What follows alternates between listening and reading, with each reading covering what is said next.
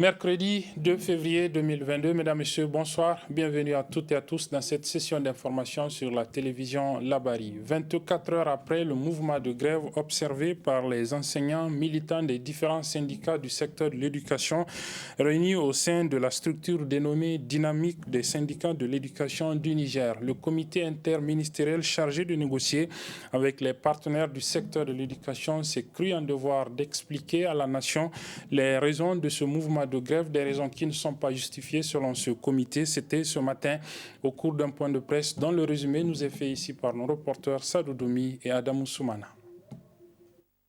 L'arrêt de travail observé du 31 janvier au 1er février dernier par la dynamique des syndicats de l'éducation du Niger est le motif de la présente sortie médiatique de ses membres du comité interministériel de négociation avec les partenaires du secteur de l'éducation. À cette occasion, le président du comité a tenu d'abord à faire la genèse de leurs différentes rencontres tout en exprimant son étonnement sur l'attitude de la dynamique. Nous avons rencontré la dynamique au moins 5 fois. Et ce vendredi, je leur ai dit que je trouve inélégant de déclencher une grève en pleine négociation. Peut-être que je suis de la vieille école, mais j'ai été aussi syndicaliste, j'étais membre du bureau exécutif du SNEL dans les années 80. Je ne me souviens pas de ce type de démarche où, pendant les négociations, alors qu'il n'y a pas de blocage, il n'y a pas de refus, il n'y a pas d'échec, qu'on déclenche un mot d'ordre. L'un dans l'autre, à l'issue de nos discussions, j'ai invité les partenaires à revoir leur position, puisque de mon point de vue, le président de la République a fait beaucoup d'efforts à 8-9 mois pour le domaine de l'éducation. Et par rapport à leurs points, nous avons fait le maximum de compromis. L'un des membres du comité interministériel, en l'occurrence le secrétaire général du ministère de l'Éducation nationale, a pour sa part axé son intervention sur l'implication des syndicats dans toutes les réflexions concernant le secteur ainsi que le point saillant du recrutement des comptes. Pour assurer, et l'opinion est témoin, que jamais autant les syndicats n'ont été si adulés, si traités et associés à la gestion des questions éducatives. Le président de la République avait annoncé comme axe prioritaire le développement du capital humain et donc le renforcement des compétences des enseignants et leur professionnalisation. Et comme vous le savez, 70% du corps enseignant est contractuel. Et le président de la République est très conscient de cette situation. Il a été magnanime vis-à-vis de ce corps pour qu'on lui donne une perspective de carrière et qu'il reste dans l'enseignement pour relancer ce système en rehaussant la qualité des enseignements-apprentissages. Quoi qu'il en soit, une reprise des négociations sur des bonnes bases entre les deux parties s'impose pour éviter des conséquences fâcheuses à l'école nigérienne, notamment celle publique. Voilà, vous pourrez suivre d'ailleurs l'intégralité de cette sortie médiatique des membres du comité interministériel chargé de négocier avec les partenaires du secteur de l'éducation. À la fin de ce journal, vous suivrez donc l'intégralité de cette sortie médiatique qui, je le rappelle, a porté sur les raisons du mouvement de grève de 48 heures observé par les syndicats, disons les militants des syndicats membres de la dynamique des syndicats de l'éducation du Niger. C'était lundi et mardi dernier. Si des enfants et des élèves n'ont pas pu suivre des cours les lundis et mardis derniers du fait de ce mouvement de grève de la dynamique des syndicats du secteur de l'éducation dans certaines parties de notre pays, cela fait des mois, voire des années que des enfants ne prennent pas cours du fait, cette fois-ci, de l'insécurité. Il s'agit entre autres de la région de Tillabéri. Dans cette région, en effet, depuis quelque temps, des dizaines, voire des centaines d'écoles sont fermées du fait de la situation d'insécurité que vit la région. Les organisations humanitaires ont tiré la sonnette d'alarme sur cet état de fait. À leur suite, suite, le président de l'ONG École Parrainage Action et Développement, ONG EPAD Niger, Sidi Koumoussa, lance également ce cri d'alarme par rapport à cette situation des enfants qui ne prennent pas cours dans cette zone de Tillabéri du fait de l'insécurité. Je vous propose de le suivre. La région de Tillabéri, elle est la plus exposée, avec à la date d'aujourd'hui près de 758 écoles qui sont fermées, entraînant du coup le décrochage de plus de 72 000 enfants. Alors, à l'intérieur de ces 72 000 enfants, nous avons plus de 35 000, très exactement 35 651 filles qui ne vont pas à l'école. Mais l'autre difficulté également, c'est l'inaccessibilité de ces zones-là, même aux humanitaires. Je pense que c'est des zones plus ou moins qui sont sans contrôle. Et vous n'êtes pas sans savoir quand même que dans cette zone déjà, bien avant les agissements de ces groupes armés non étatiques, la question de la scolarisation de la jeune fille est une question problématique, notamment quand vous prenez la localité de Makolondi, de Torodi, jusqu'à Inates, Abalak. Ce sont des zones où, en tout cas, il y a eu beaucoup d'efforts en termes donc, de sensibilisation pour la scolarisation et le maintien des jeunes filles donc, dans le système éducatif. Aujourd'hui, c'est tous ces efforts des acteurs qui sont anéantis par les exactions de ces groupes armés non étatiques-là. Et comme cela a été rappelé, en tout cas dans une lettre du ministre de l'Éducation, je pense que nous devrons tous nous mobiliser pour que cette région soit sauvée. Et pour que cette région soit sauvée, je pense que nous devrons commencer d'abord par le droit à l'éducation de ces enfants-là. Nonobstant le fait que ces zones sont inaccessibles, que les écoles sont fermées, il y a à notre sens une possibilité, c'est celle de pouvoir regrouper ces enfants-là dans des lieux beaucoup plus sûrs et assurer la continuité de leur droit à l'éducation. Mais ce qui nous préoccupe le plus en tant qu'acteurs œuvrant pour la promotion et la protection des droits de l'enfant, c'est surtout le cas de ces jeunes filles-là. Déjà, vous savez que la région de Tillabéri fait partie, en tout cas, des régions phares au Niger en matière donc, de taux élevé de mariage d'enfants. Donc, avoir 35 000 filles en décrochage scolaire, ça veut dire avoir 35 000 filles mères. Parce qu'il y a le risque qui est élevé en termes donc, de mariage d'enfants. Mais il y a aussi un autre risque, c'est le risque d'exploitation sexuelle, le risque d'abus, j'allais dire. Autant on a cette préoccupation pour les filles, autant pour les jeunes garçons, parce qu'aujourd'hui, les adolescents peuvent être tentés effectivement de se rallier à ces groupes djihadistes-là. La suite de ce journal avec la sortie ce matin de la 18e promotion d'élèves officiers d'actifs de l'école de formation des officiers des forces armées nigériennes EFOFAN. Cette 18e promotion est composée de 240 stagiaires venus de plusieurs pays et la promotion est baptisée Mamadou Tanja avec comme parrain le général Memanga Omara.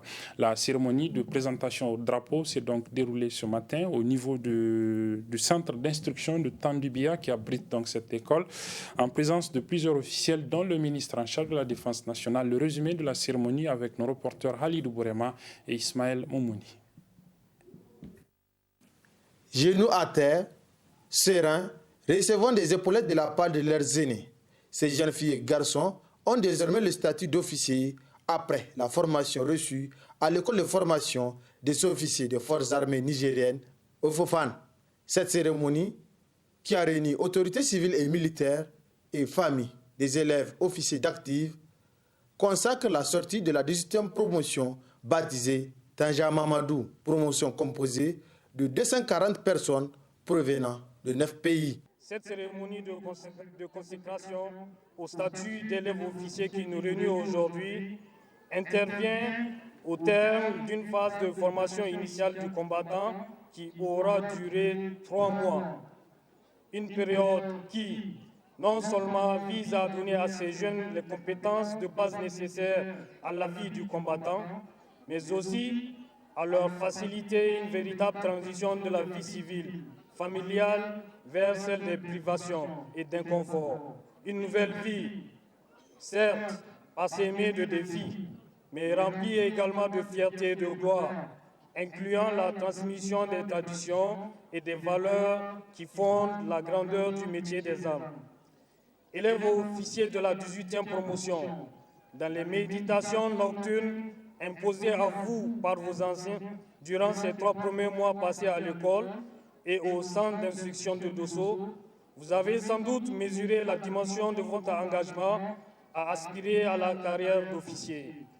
École prestigieuse, Ifofane forme des officiers d'actifs destinés à l'encadrement des forces armées et de sécurité nationale et étrangère. D'où ce message du ministre de la Défense nationale à l'endroit de ces jeunes nouveaux officiers. À l'instar de vos anciennes promotions précédentes en activité, je vous demande également de vous inspirer constamment de l'exemple de vos aînés qui, par leur bravoure, leur opiniâtreté, leur sens élevé de sacrifice et de dignité, ont su triompher sur les différents théâtres d'opération ayant jalonné leur brillante et enviable carrière. Pour cela, vous devez plus que jamais, en tant que futurs officiers de vos armées respectives, faire montre de qualité mentale, psychologique, physique et intellectuelle forte, indispensable aux institutions de défense et de sécurité pour faire face aux nombreux conflits qui assaillent nos pays individuellement pris et qui n'épargnent aucune des régions africaines dont vous êtes issus. Cette cérémonie de consécration au statut d'élève officier et également la sortie officielle, respectivement, de la 9e et la 4e promotion des élèves officiers collatéraux, médecins et douaniers en fin de formation à l'école.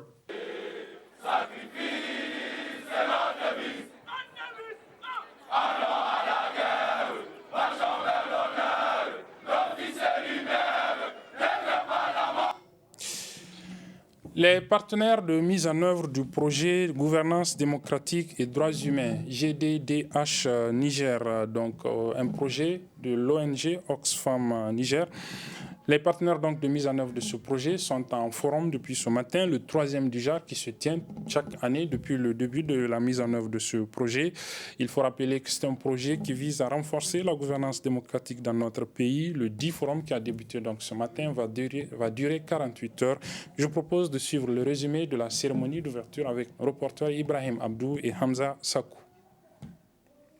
Elles sont plus d'une trentaine d'organisations de la société civile et autres structures de l'État réunies au sein du projet Gouvernance démocratique et droits humains, financé par le Royaume du Danemark et mis en œuvre par Oxfam, à contribuer au renforcement de la gouvernance démocratique et au respect des droits humains au Niger.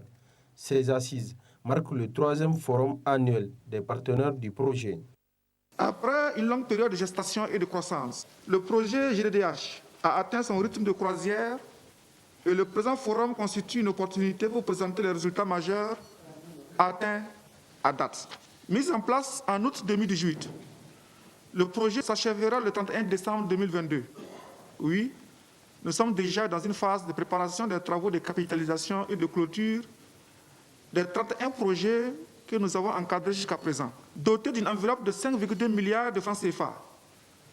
Le projet GDDH est une initiative heureuse de la coopération danoise qui a répondu à une préoccupation majeure des structures étatiques et non étatiques au Niger, à savoir le renforcement de la capacité organisationnelle, managériale, technique et d'influence. Au Niger, le projet GDDH, qui est exécuté par une équipe engagée sous la supervision d'Oxfam au Niger, couvre 4 composantes ou extrants, à savoir la promotion des droits humains, la gestion non violente des conflits, l'accès à l'information fiable et la mobilité humaine plus sûre. Partenaire d'Oxfam, la Commission nationale des droits humains souligne que les activités réalisées dans le cadre de ce projet ont concouru à renforcer les capacités des membres et du personnel administratif et technique de la Commission nationale des droits humains afin d'améliorer la qualité des prestations servies aux citoyens. À renforcer la visibilité de la Commission nationale des droits humains à travers la création et l'entretien d'un site web mis à la disposition également des citoyens. À la mise en place d'une base de données en cours de finition, laquelle, en plus de permettre le dépôt informatisé des plaintes, servira d'outil statistique pour une facile et meilleure prise en compte des saisines et leur traitement dans la rédaction du rapport sur la situation des droits humains au Niger et la rédaction du rapport d'activité. Se félicitant des résultats satisfaisants, l'ambassadeur du Royaume Danemark réitère son engagement à poursuivre le partenariat. Je suis donc heureux que nous ayons réussi du Danemark, grâce à notre projet chez DDH, à soutenir 26 organisations de la société civile dans le domaine des droits humains, de la prévention des conflits, des médias libres et inclusifs et de la migration. Je peux dire avec certitude que notre engagement en faveur des droits humains, de la bonne gouvernance, de la démocratie et de la société civile, ça restera une priorité essentielle. Une visite des stands des différents projets a permis aux responsables de s'enquérir de l'évolution de l'exécution de chaque projet et des résultats obtenus. Avec l'appui de l'UNICEF, le ministère en charge de la promotion de la femme et de la protection de l'enfant organise depuis ce matin un atelier de vulgarisation d'un des décrets qui fait la promotion du droit de la femme dans notre pays. Je propose de suivre le résumé de l'ouverture de cet atelier avec nos reporters Chebou Guisso et Nafissatou Yahya. C'est soucieux du bien-être de l'enfant que le gouvernement du Niger, à travers le ministère de la promotion de la femme et de la protection de l'enfant, organise cet atelier qui vise la vulgarisation du décret numéro 2019-369 PRN/MPF/PE du 19 juillet 2019 portant création, attribution, organisation, composition et fonctionnement des comités de protection de l'enfant. Un décret, faut-il le rappeler, déjà ratifié par le Niger. La présente séance d'orientation sur le décret portant création des comités de protection de l'enfant, objet du présent atelier, constitue pour notre pays un pas décisif dans le processus de la lutte contre les abus, violences, exploitations et mariages forcés et précoces à l'égard des enfants, mais aussi une occasion de fédérer tous les acteurs autour du ministère de la promotion de la femme et de la protection de l'enfant pour l'atteinte des objectifs de cette stratégie. Je vous encourage à prendre conscience de l'importance de cette rencontre qui va vous éclairer davantage car les objectifs visés cadrent parfaitement avec nos préoccupations à tous. Les principaux acteurs concernés par la présente rencontre étant tous réunis ici, j'ose espérer que les résultats attendus seront largement atteints.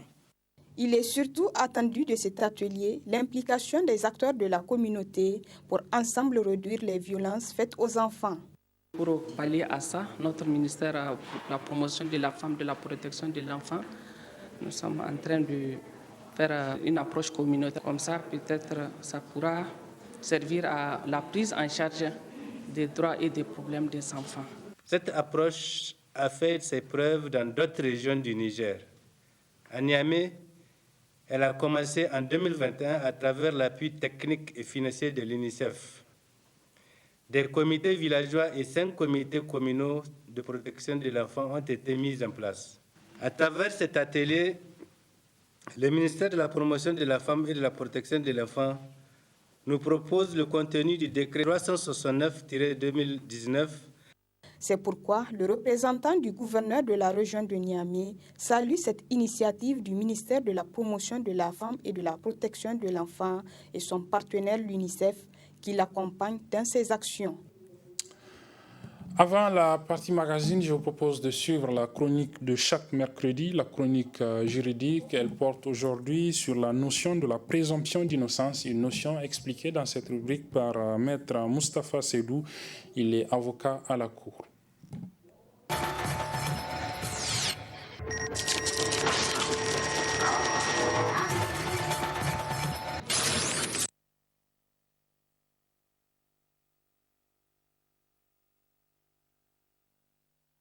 La question de la présomption d'innocence, elle est consacrée par notre loi fondamentale, la Constitution. Lorsque vous lisez les dispositions de la Constitution, vous allez voir, il est clairement énoncé que toute personne qui est accusée d'un acte délictueux est présumée innocente jusqu'à ce que sa culpabilité ait été reconnue par une juridiction impartiale. Alors, la présomption d'innocence, telle qu'on la conçoit, est un prolongement en réalité de la question de la charge de la preuve.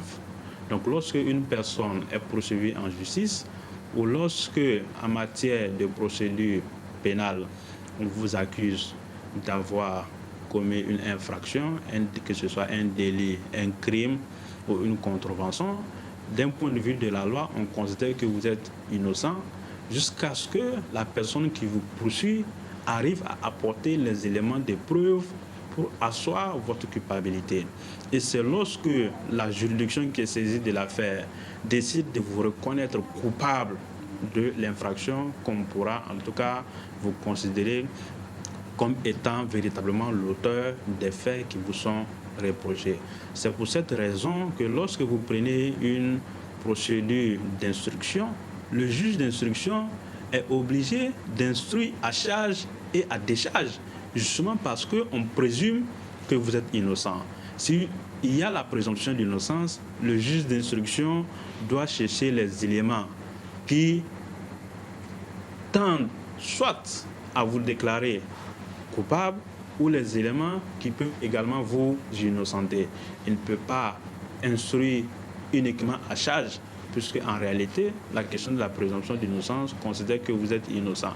Et donc, il doit instruire à charge et à décharge.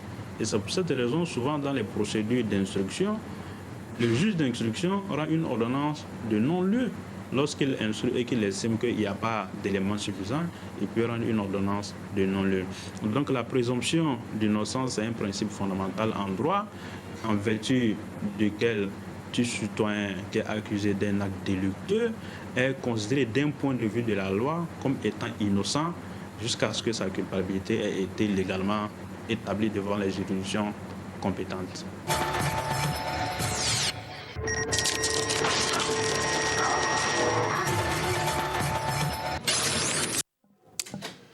Voilà, place donc à la partie magazine, comme je vous l'annonçais. Elle est consacrée aujourd'hui donc au point de presse animé ce matin par les membres du comité interministériel chargé de négocier avec les partenaires du secteur de l'éducation. Un point de presse relatif au mouvement de grève de 48 heures observé les lundis et mardis derniers par les syndicats membres de la dynamique des syndicats de l'éducation du Niger pour non-respect des différents points de revendication inscrits dans la plateforme revendicative de la dite dynamique qu'elle a soumise au gouvernement il y a de cela quelques temps. Je vous propose donc de suivre l'intégralité de ce point de presse. Très bonne réception et bonne suite des programmes sur la télévision Labari. Nous avons reçu le 24 mai 2021 un courrier émanant d'une structure dénommée Dynamique des syndicats de l'éducation du Niger. Une structure qui regroupe une trentaine d'associations que le président de la République a bien voulu recevoir et à laquelle le président de la République a promis la création d'un cadre pour les rencontrer, échanger, pour connaître des problèmes sous-jacents en vue de les prendre en charge très tôt, d'anticiper sur les crises et conflits éventuels et de trouver, à travers le dialogue, la concertation, toute solution requise pour tout problème éventuel qui adviendrait. Le Premier ministre a donc agi et a créé un comité dont il m'a confié la présidence, avec au moins 6 ministres membres, avec l'essentiel des techniciens des ministères de l'Éducation nationale, de la fonction publique et du travail, de finances, de la formation professionnelle, de la jeunesse et sport, de la culture et du tourisme. Bref, tous les ministères concernés par l'éducation. Et nous avions reçu mandat d'engager rapidement les discussions.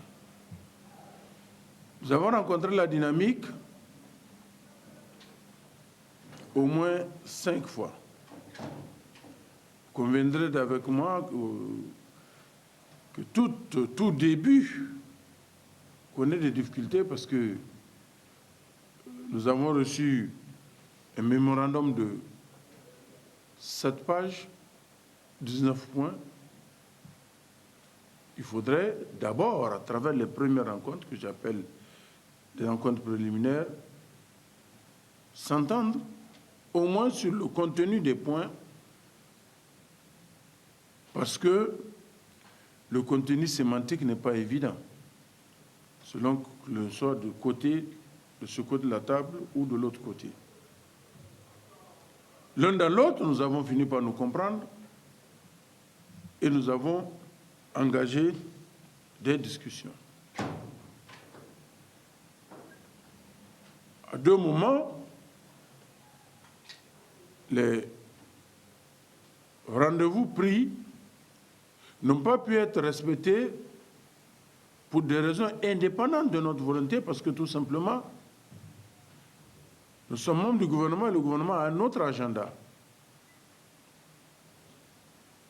Et les activités inscrites à ces agendas sont parfois tombées aux mêmes dates, aux mêmes heures, souvent avec les mêmes acteurs que les dates que nous avons prévues pour rencontrer la dynamique. Ça a été le cas la dernière fois, l'autre mercredi, pour rencontrer les centrales syndicales. Contre toute surprise, nous avons reçu le 24 janvier dernier un préavis. La dynamique décide, je souligne le mot, de déclencher une grève le lundi 31 janvier et le mardi 2 février 2022. L'élégance, à défaut de la courtoisie, aurait voulu que, au moins, le président du comité avec lequel il discute, serait que, au moins, le président du comité ait copie de la correspondance. C'est par hasard que le conseil principal du Premier ministre a reçu le message qui me l'a répercuté. C'était tellement mal filmé que j'ai été incapable de lire, j'ai essayé d'imprimer.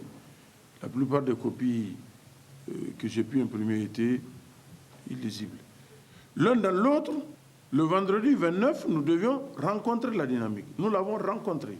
Et nous, quand nous avons constaté que les discussions n'avançaient pas, puisqu'il y a 19 points, nous avons estimé que la partie gouvernementale devait, à la prochaine rencontre, présenter à la dynamique l'ensemble des réponses du gouvernement à chacun des 19 points contenus dans la plateforme de la dynamique. Étant entendu que nous avions déjà discuté jusqu'à 6 points auparavant, et il n'y avait que sur les points 3 et les points 5 sur lesquels il y avait de petites précisions à chercher. Et le vendredi, nous avons donc déroulé l'ensemble de nos propositions à la dynamique et nous leur avons demandé d'aller se voir dans les meilleurs délais pour que nous nous retrouvions en vue de recueillir leurs réactions par rapport à nos propositions. Nous avions proposé le vendredi prochain, le vendredi qui suivait, et ils avaient suggéré le jeudi et le mercredi. Et ce vendredi, je leur ai dit que je trouve inélégant de déclencher une grève en pleine négociation. Peut-être je suis de la vieille école, mais j'ai été aussi syndicaliste, j'ai été membre du bureau exécutif du SNEL dans les années 80. Je ne me souviens pas de ce type de démarche où, pendant les négociations, alors qu'il n'y a pas de blocage, il n'y a pas de refus, il n'y a pas d'échec, qu'on déclenche un mot d'ordre. Je refusais à penser à autre chose, parce que je me veux cartésien. L'un dans l'autre, à l'issue de nos discussions, j'ai invité les partenaires à revoir leur position, puisque de mon point de vue, le président de la République a fait beaucoup d'efforts, à 8-9 mois, pour le domaine de l'éducation, et par rapport à leurs points, nous avons fait le maximum de compromis. Et j'ai eu des échos de l'Assemblée générale qu'ils ont tenue le lundi. Certains ont reconnu la sincérité et l'engagement avec lesquels j'aborde leurs points. Donc, ils devaient repartir ce vendredi soir. On s'est quitté ici quelques minutes avant 21h, de 17h à 21h. Et pour moi, le mot d'ordre allait être levé.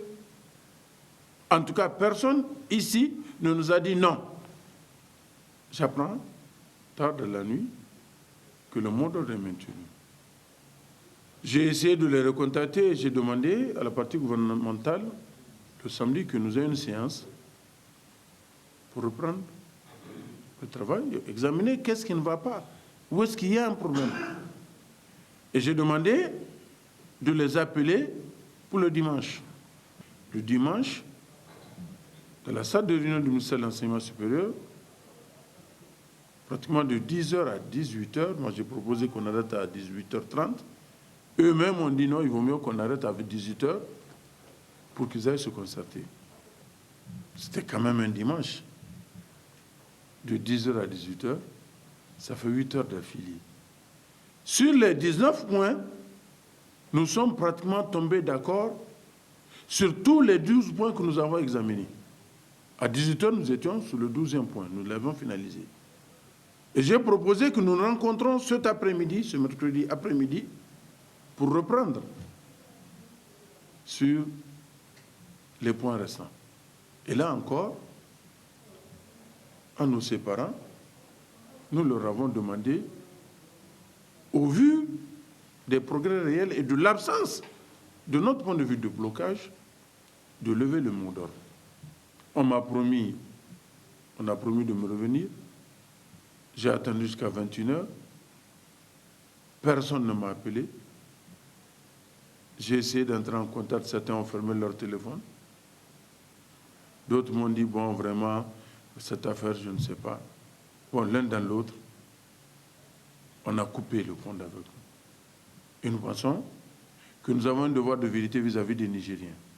Il faut dire ce qui s'est passé et que chacun s'asseye les yeux ouverts devant ses responsabilités pour les assumer. Je vais passer la parole à M. Zédan, le secrétaire général du ministère. Il va vous faire le point. Je ferai l'économie du contexte dans lequel les négociations se sont déroulées. Monsieur le ministre, avec la sincérité dont il a fait preuve tout au long des négociations, et un bon historien, avec toute la mémoire qu'il a des événements, vient de nous dire exactement comment les négociations se sont passées. Je voulais simplement résumer les points qui ont fait l'objet du préavis de grève. Les détails vous seront donnés dans une note de presse que vous pourriez exploiter vous-même. Sur ce point, qui ont été déclinés à travers des considérants dans le préavis de grève, je vais retenir deux principaux, qui d'ailleurs englobent tous les autres points. Le premier, c'est celui, disent-ils, du non-respect des engagements pris par les plus hautes autorités d'impliquer les syndicats dans les prises de décision. Je puis vous rassurer, et l'opinion est témoin, que jamais autant les syndicats n'ont été si adulés, si traités et associés à la gestion des questions éducatives. Vous avez souvenance que Son Excellence, Monsieur le Président de la République, les a personnellement reçus à 2 fois de suite pour partager avec eux sa vision de l'éducation et ses orientations, recueillir leur avis et en leur présence, il instruit les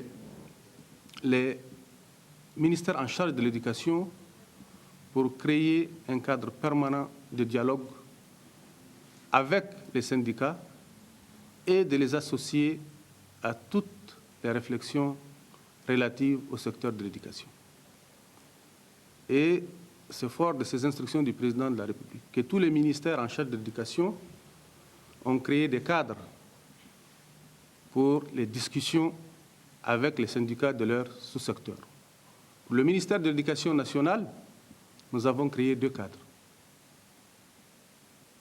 Un cadre de concertation qui est élargi à tous les partenaires de l'école et un cadre de négociation avec les syndicats qui est restreint et qui regroupe uniquement les syndicats du secteur de l'éducation pour discuter de la plateforme revendicative des syndicats, compte tenu du reste dans le mémorandum de la dynamique. Donc, nous avions à 2 fois siégé au cours de ces cadres de concertation et discuté avec les syndicats dans une atmosphère de respect mutuel et de franche collaboration. Et à l'issue de toutes nos rencontres, nous avons affirmé de façon péremptoire les instructions du président de la République de les associer à toutes les étapes des réflexions sur le secteur. C'est ainsi que, déjà en préparation de la rentrée scolaire, nous avons ensemble partagé la feuille de route qui donnait le cadrage de toutes les phases des décisions à prendre au cours de l'année scolaire 2021-2022. Nous avions ensemble assisté au lancement officiel de cette rentrée scolaire. Nous avons associé les syndicats aux réflexions relatives à la problématique cruciale des infrastructures, quand il était question de choisir le modèle alternatif. Nous avons également associé les syndicats et, pour une fois dans l'histoire, à la réunion annuelle des cadres qui s'est passée en fin décembre dernier, qui était censée être une réunion interne des cadres du ministère, où nous avions passé au peigne fin toutes les problématiques de la réforme de l'éducation. Toutes les problématiques. Et leur contribution a été saluée par le ministère. Les responsables principaux de la dynamique y étaient personnellement présents. Donc, on ne peut pas faire ce procès au gouvernement de n'avoir pas impliqué les syndicats dans les décisions. À moins d'une cogestion avec les décisions du président de la République. Et ça me permettrait de faire la transition au 2e point relatif au recrutement des enseignants contractuels.